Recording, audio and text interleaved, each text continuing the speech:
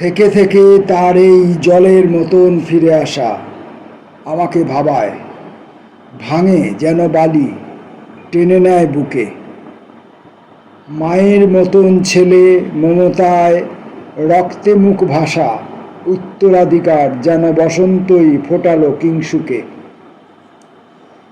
এত গ্লানি জীবনের ক্লান্তি, এত গ্লানি জীবনের ক্লান্তি এত মুছে যায় মুহূর্তে বিপুল সমুদ্রের কাছে এলে। ছেলেবেলা লতার মতন যেমন জড়ায় তাকে, দেওদারু বিথির সংকুল গভীর মমত্ববোধ, সমুদ্রের সারল্য এমন, যার কাছে জীবনের মৃত্যুর মতন তীব্র ঘুণ পুরনো ক্রন্দন তার থামায় এবং যায় মরে, সরে যায়, আর না জাগার জন্যে নিশ্চিন্তে বেঘরে আমি সে মৃত্যুর পাতে ভোগ করি তুচ্ছ সিন্ধু জল। কবিতা পাঠের সময়ে আমরা কবি শক্তি চট্টোপাধ্যায়ের কবিতা পড়ার মধ্যে প্রবেশ করেছি। যে কবিতাটি পড়লাম সেই কবিতাটির নাম আমি সে মৃত্যুর পাতে। থেকে থেকে তার এই জলের মতন ফিরে আসা আমাকে ভাবায়, ভাঙে যেন বালি, টেনে নেয় বুকে। মায়ের মতন ছেলে মমতায় রক্তে মুখ ভাসা উত্তরাধিকার যেন বসন্তই ফোটালো কিংসুকে। শেষে বলছেন, পুরনো ক্রন্দন তার থামায় এবং যায় মরে, সরে যায়, আর না জাগার জন্যে নিশ্চিন্তে বেঘরে আমি সে মৃত্যুর পাতে ভোগ করি তুচ্ছ সিন্ধু জল।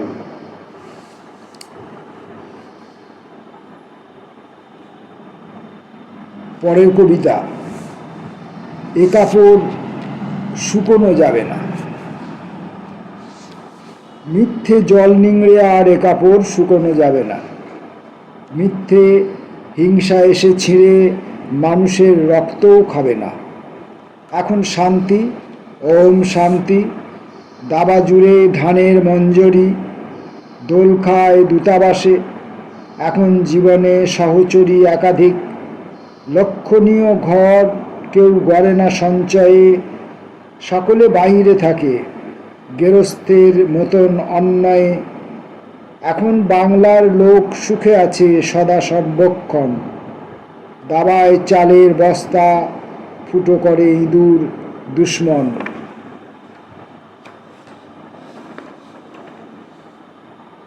পরের কবিতাটি কবি লিখেছেন বিষ্ণুদেকে স্মরণ করে, তুমি তাঁরই জটিল সন্তান।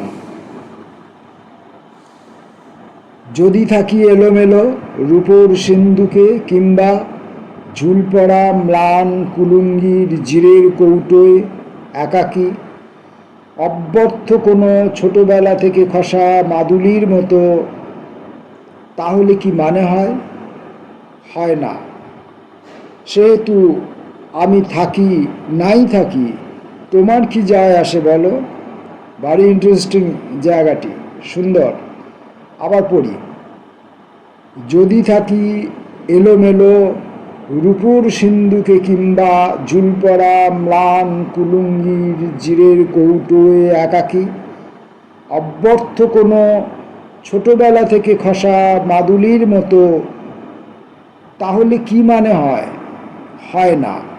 সেহেতু আমি থাকি নাই থাকি, তোমার কি যায় আসে বলো? কিছু যায় আসে না। জোনাকি যেমন নেয় সমুদ্রের বুকের উজ্জ্বল ফসফরাস, যায় আসে সমুদ্রের সত্য কোনো কিছু। জোনাকি যেমন নেয় সমুদ্রের বুকের উজ্জ্বল ফসফরাস, যায় আসে সমুদ্রের সত্য কোনো কিছু। সমুদ্রের সত্যে কিছু যাবে আসবে কি? তেমন আমিও যদি তোমার অলক্ষ্যে নিই পিছু, চলে যাই যেখানে যাইনি আগে, তীব্র বারান্দার এক কোণে ছায়া ফেলি মিশে গিয়ে সুপারির মতো, তাহলে কি কাণ্ড হয় সত্যকার? হতেও তো পারে জীবনে এমন বস্তু পায় না, দুর্ভিক্ষ বারে বারে, ক্ষুধা কিংবা তারও চেয়ে অপ্রখর আদি বাসনাতে যদি থাকি, এলোমেলো রূপোর সিন্ধুকে শূন্য হাতে চিরভিখারির মতো, যেন গানে রবীন্দ্র ঠাকুর তোমাকে আপ্লুত করে। তুমি তাঁরই জটিল সন্তান, অধুনা ধূলির ঝড়ে সমাজিয়া চৈতন্যে ভরপুর। তাহলে কি দিয়ে থাকে? সমাজিয়া চৈতন্যে ভরপুর আসলে কি দিয়ে থাকে? যেন গানে রবীন্দ্র ঠাকুর তোমাকে আপ্লুত করে। তুমি তাঁরই জটিল সন্তান, অধুনা ধূলির ঝড়ে সমাজিয়া চৈতন্যে ভরপুর আসলে কি দিয়ে থাকে? তোমার স্বভাবে রাঙা শাল, আমার প্রগতিবোধ সবেমাত্র ঘুচে গেল কাল।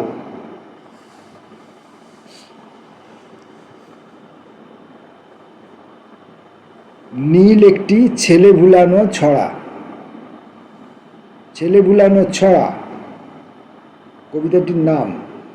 নীল একটি ছেলে ভুলানো ছড়া। দেখা যাক এখানে আমরা ছড়া পাই কিনা।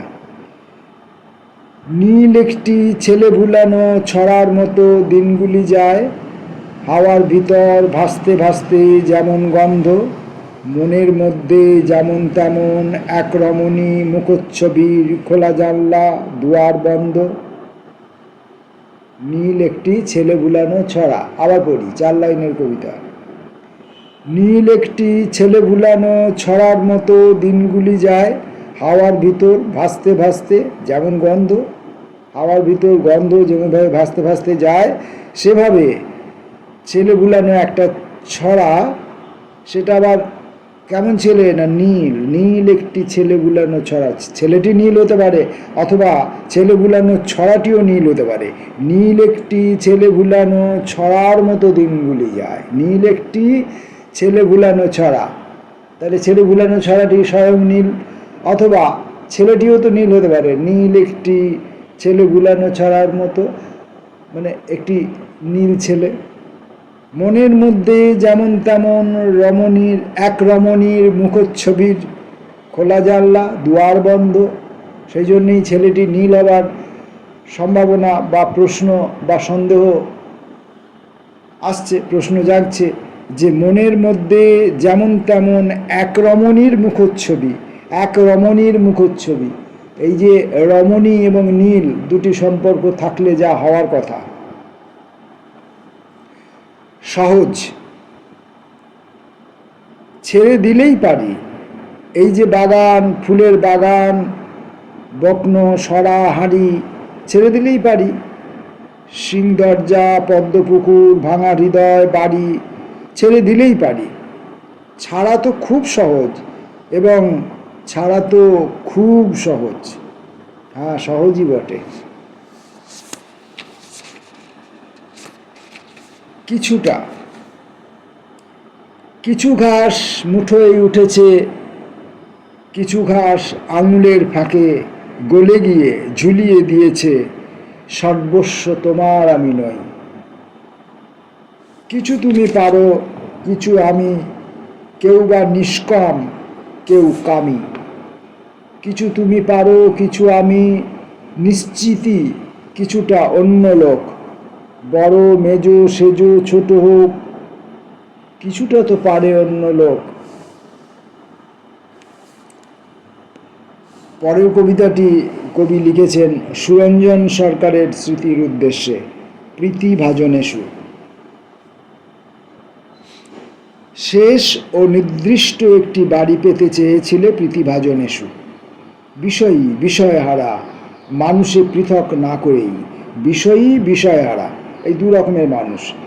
বিষয়ী বিষয়হারা মানুষে পৃথক না করেই অসহায় চিঠি দিতে বাড়িওয়ালা ভিখারির কাছে।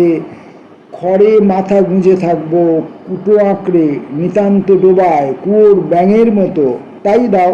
নদী ফেলে আসি, নদীতে অনেক স্রোত, এ বয়সে তার সঙ্গে যোঝা খুবই শক্ত। দেহকূপে অবাধে ঢুকেছে ঘুণ, কুড়ে কুড়ে খায়, ঘুরে ঘুরে খায়। জমেও নেয় না তাকে, আমাদের বুড়ি ঠাকুমাকে।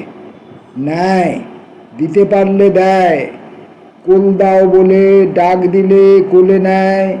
চিতা মাতৃমুখী, বাড়ি কি পেয়েছ তুমি, নির্দিষ্ট অশেষ এতদিনে প্রীতিভাজনেষু। আজকের মতো শক্তি চট্টোপাধ্যায়ের শেষ কবিতাটি পড়ব, আমি দেখি। গাছগুলো তুলে আনো, বাগানে বসাও, আমার দরকার শুধু গাছ দেখা, গাছ দেখে যাওয়া। গাছের সবুজটুকু শরীরে দরকার, আরোগ্যের জন্যে ওই সবুজের ভীষণ দরকার। বহুদিন জঙ্গলে কাটেনি দিন, বহুদিন জঙ্গলে যাইনি, বহুদিন শহরেই আছি, শহরের অসুখ হাঁ করে কেবল সবুজ খায়, সবুজের অনটন ঘটে।